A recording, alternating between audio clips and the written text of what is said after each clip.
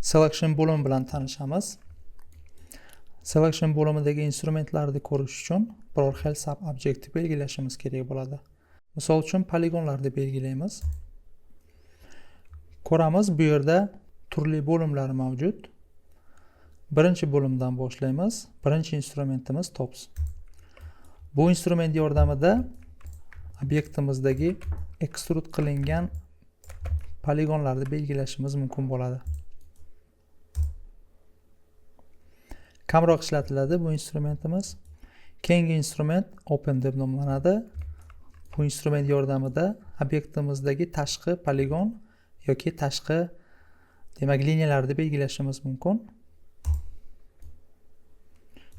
Yoki bo'lmasam liniyaga o'tamiz. Mana shunday holatda. Bu instrumentning vazifasini boshqacha yo'l bilan ham amalga oshirishimiz mumkin. Misol uchun hozir liniyani belgilab turibmiz. Ctrl-ni bosib turib, poligonga o'tadigan bo'lsak, xuddi shunday vazifani bajarishimiz mumkin bo'ladi. Keyingi instrumentimiz non-quas deb nomlanadi. Ya'ni to'rtburchak bo'lmagan poligonlarni belgilashimiz mumkin. Hozir obyektimizdagi hamma poligonlar to'rtburchak hisoblanadi. Bunday holatda birorta poligon belgilanmaydi. Misol, cut instrumenti yordamida shunday holatda chizamiz. Endi ko'ramiz, bu yerda bir nechta to'rtburchak bo'lmagan poligonlar hosil bo'ldi. Non-quas orqali ushbu poligonlarni belgilashimiz mumkin. Bu instrumentimizdan tashqari yana shunga o'xshash bo'lim ham mavjud. Ya'ni mana shu bo'lim. Bu bo'limda ko'ramiz, hozir 4 soni turibdi, ya'ni to'rtburchak faqat poligonlarni belgilashimiz mumkin. Mana shu strelkani bosamiz. Yoki bo'lmasam biror xil sonni o'zimiz yozishimiz mumkin. Misol 5 burchak poligonlarni belgilab olishimiz mumkin. Yoki bu yerda kichik va katta belgisi mavjud. Ya'ni mana shu yozgan sonimizdan kichik yoki katta ko'pburchakliklarni demak belgilashimiz mumkin.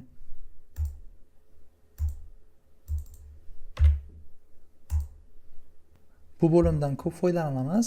Keyingi bo'limda ko'ramiz. Bu bo'lim orqali biz biror xil belgilashlarni demak 3D Max xotirasiga saqlashimiz mumkin. Misol uchun mana shunday holatda biz birinchi xotiraga saqlaymiz. Keyingi poligonlarni belgilab, ikkinchi xotiraga saqlaymiz. Endi ularni chaqirib olishimiz mumkin. Birinchisi va ikkinchisi.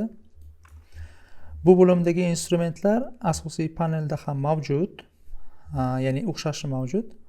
Mana shu instrumentimiz.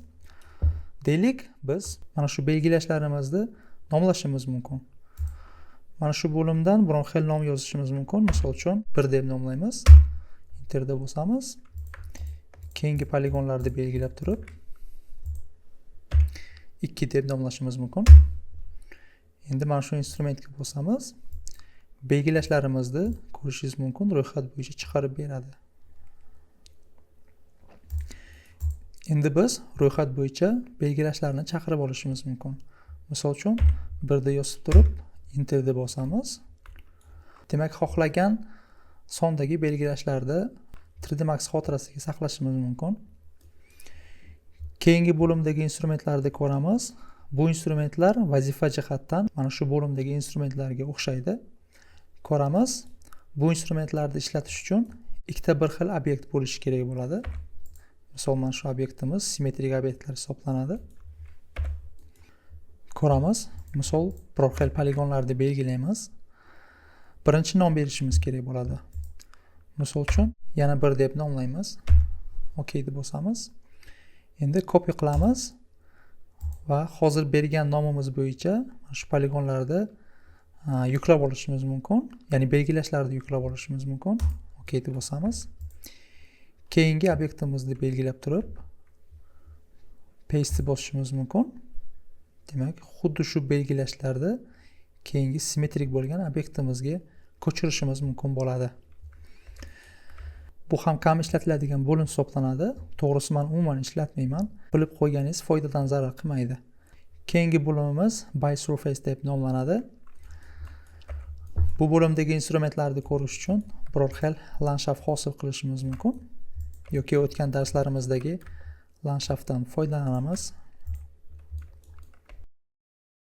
Demak, bu instrumentimizning vazifasi mana shu obyektimizdagi chuqurda joylashgan poligonlarni belgilab beradi. Mana shu sonda o'chiramiz. Ko'ramiz. Poligonlarimizda qaysi poligonlarimiz nisbatan chuqur joyda joylashgan bo'lsa, shu poligonlarimizni belgilab beradi. Buni o'zgartirishimiz mumkin, ya'ni teskari tomon bo'yicha poligonlarni belgilab beradi.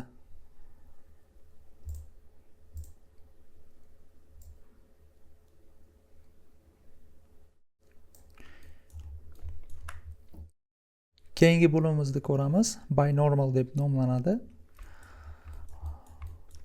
Bu bo'lim yordamida biz biror xil os bo'yicha poligonlarni belgilashimiz mumkin. Ya'ni burchaklik bo'yicha. Hozir 0 gradusda turibdi. X o'qi bo'yicha biz mana shu gradusni ko'taradigan bo'lsak, X o'qiga nisbatan mana shu burchaklik ostidagi poligonlarni belgilab beradi. Osni o'zgartirishimiz mumkin. Y bo'yicha burchaklikni oshiramiz.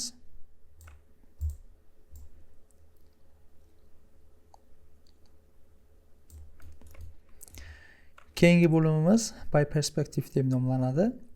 Bu bo'limdagi instrument ham vazifa jihatdan mana shu instrumentlarga o'xshaydi. Faqat farqi, bu instrument yordamida biz ko'rish burchagimiz bo'yicha poligonlarni belgilashimiz mumkin. Misol uchun mana shu burchaklik ostida obyektimizga qaraymiz. 30 gradus burchaklik turibdi. Strelkani bosamiz. Ko'rishingiz mumkin. Aynan mana shu yo'nalish bo'yicha poligonlarni belgilab beradi. Ko'rish burchagini misol o'zgartiramiz. Yana bir marta strelkani bosamiz. Keyingi bo'limni ko'ramiz. Bu bo'lim yordamida biz obyektimizdagi poligonlar sonini ma'lum bir sonlar bo'yicha yoki foiz bo'yicha belgilashimiz mumkin. Hozir 25% turibdi. Strelkani bosamiz. Umumiy poligonlar sonidan 25% qismini belgilab beradi. Yoki son bo'yicha ham buni amalga oshirishimiz mumkin. Umumiy poligonlar bo'yicha demak 20 ta poligonni belgilab beradi. Buni obyektimizdagi ma'lum bir poligonlar bo'yicha ham amalga oshirishimiz mumkin. Misol uchun mana shu qismini belgilaymiz. Mana shu joyga bosamiz. Demak, ko'rinishni o'zgartiramiz. Endi mana shu belgilangan qism bo'yicha 20 ta poligonni belgilab beradi. Foiz bo'yicha ham xuddi shunday. Aynan belgilangan qism bo'yicha 20% poligonlarni belgilab beradi. Keyingi instrumentlarni ko'ramiz. Demak, random grow va random shrink instrumentlari mavjud. Bu instrumentlarning vazifasi taxminan poligon belgilashlarini amalga oshirib beradi. Ko'ramiz. Farqini tushunishingiz uchun poligonal instrumentlardagi grow va shrinkni ko'ramiz.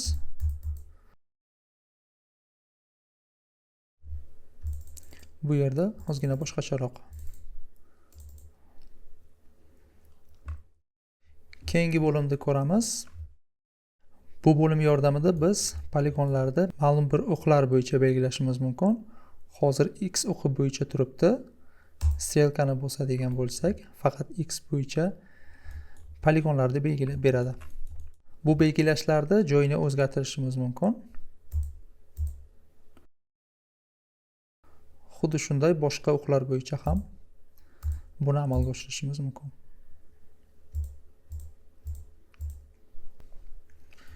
Keyingi bo'limimiz by pivot distance, ya'ni obyektimizni pivot pointiga nisbatan belgilashda amalga oshirib beradi.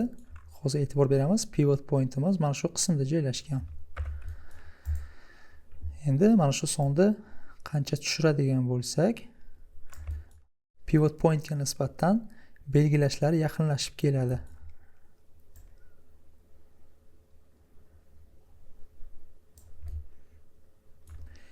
Keyingi bo'limi grow from perspective view, ya'ni bu bo'limdagi instrument mana shu bo'limdagi instrumentga o'xshaydi. Ya'ni ko'rish burchagimiz bo'yicha poligonlarni belgilab beradi. Faqat farqi shundaki, poligonlar mana shu ko'rish burchagimiz bo'yicha eng yaqin masofadan boshlanadi va belgilashlar davom etadi. Ko'ramiz. Eng yaqinda joylashgan poligonlar mana shu poligonlar hisoblanadi. Ko'rish burchagini misol yana bir marta o'zgartiramiz. Eng yaqindagi poligonlar mana shu poligonlar hisoblanadi.